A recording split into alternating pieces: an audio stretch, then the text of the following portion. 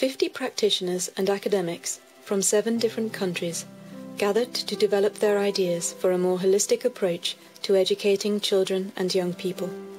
This is ECL, a growing community exploring systemic and creative approaches in homes and schools to enhance emotional well-being, creativity and learning.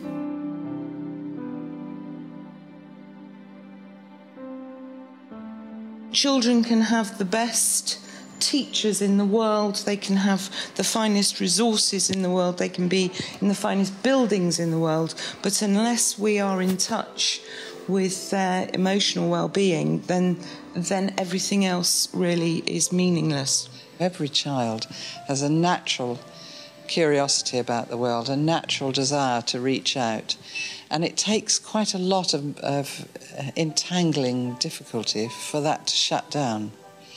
But in our world at the moment, it is shutting down. The lights are going out in the young people's world. We want you to find a time in your life that was some kind of turning point. It may well have been an obstacle that you faced and have overcome. It may have some other form. Talk this through in your pair so that you can identify the story that you want to share, and you will be being asked in a particular process to share it in small groups, and your story will travel, okay?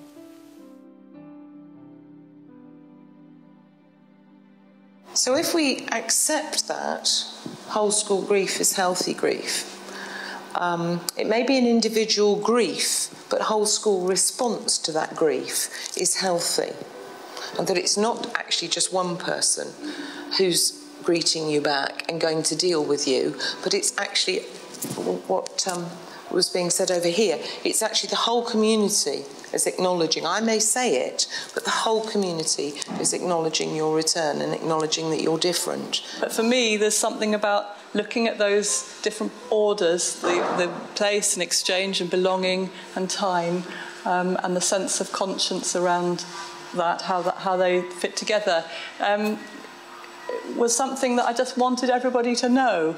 You know, there's something about once you know about that, then you have some agency, perhaps, to do something about it. At the end of the day, she said, this day has transformed the way I look at every single child in my school, because I'm seeing what comes behind them and with them.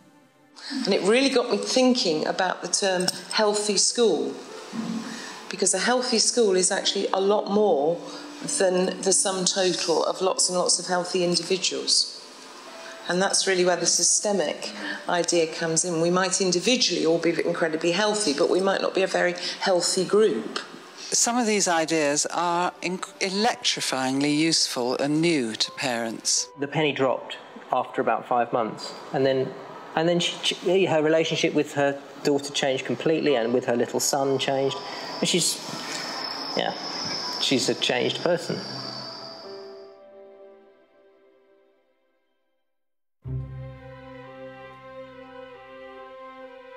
For schools to move forwards as learning communities, peer mentoring is a hidden resource, because for older students to be giving support to the younger students is a fantastic resource to the whole community. That's the school. In my 30 years of teaching, I know precisely what the outcome's going to be. I know exactly where things are going to end up, and I'm always very sure of what's coming. With this, I hadn't a clue. And you have to stand there, and you do have to be a bit brave, and you have to go into that unknown. He said it was something about the difficulties that he had gone through and what he'd learnt from them. He was then able to pass that on to others. And it so took me to what we say about teachers, which is that they become teachers with a purpose of reparation. So even at that age, there is a kind of what I've learned and a passing of that on down the system. It's just incredibly moving. It is really interesting that parents really love that. The transition evening that we just had for parents, we say, these are the beads, this is what they mean, and after residential, we put all the beads together into one long string, which means that you belong. to this year group, to this school. And then I tell the parents to go and look at the beads, and they all really, no, they really go and look, because each person has their initials on it, and they know who they are. So it has a really good symbolic power. This is what you've got in your room. You know, you haven't just got a kid who's got a slightly grubby jeans on or trousers on, you know. They're actually, all of that is in that young person. The bits that you can't see, all of that is there too. And that's kind of a respect for the child, respect for the family system, respect for what might be that you don't know, respect for the unknown. And the more serving place is the movement you have to make to a place where you serve the system, or where you serve working with children, or serve the team, you're part on it. So we set up the timeout room, and with my knowledge of systemic practices, I decided to just throw myself in at the deep end and do some mediation. It's restoring those relationships when they've broken down and moving it forward so that they are able to conduct a conversation, a dialogue, when things are going wrong.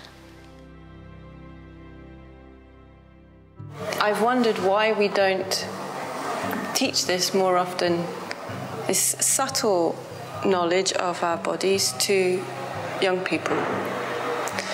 And so this is what motivates me to start to work in this way, is a realization that as an adult, I'm given access to so much information of a more subtle, unprovable nature that I would have loved as a child. Would have really sparked my imagination and my curiosity, because precisely because there is an unknown and mysterious aspect of it.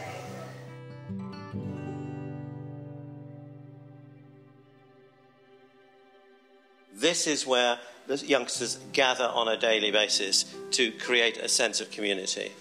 My view is that actually an awful lot of youngsters are leaving our schools and without any sense of a positive experience of community to take into their adult lives. And this is where you learn that actually the community is a resource for the individual members of the community, and the individual members are a resource for the bigger community. This is actually where you talk about the difficult stuff and the celebratory stuff. This is where you perform as a school. This is where you celebrate.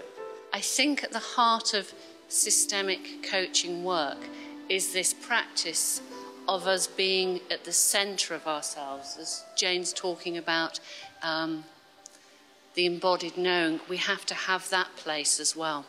When I'm working with a system, I'm trying to be far more grounded in myself and to allow the person to bring a story, to bring that story present, and to sit in such a way that I let the deeper dynamics of the system reveal themselves to both of us. Because my sense is usually that far more is occurring than one particular child's difficulty. So the child could be manifesting problems that are to do with the school infrastructure. They could be manifesting a lack of respect to the teachers in the school. They could be manifesting lack of respect amongst the senior leadership team, as well as all the issues from their own family. Yeah? So what is this person presenting as a dynamic, and how can we work with this in the best way for the whole?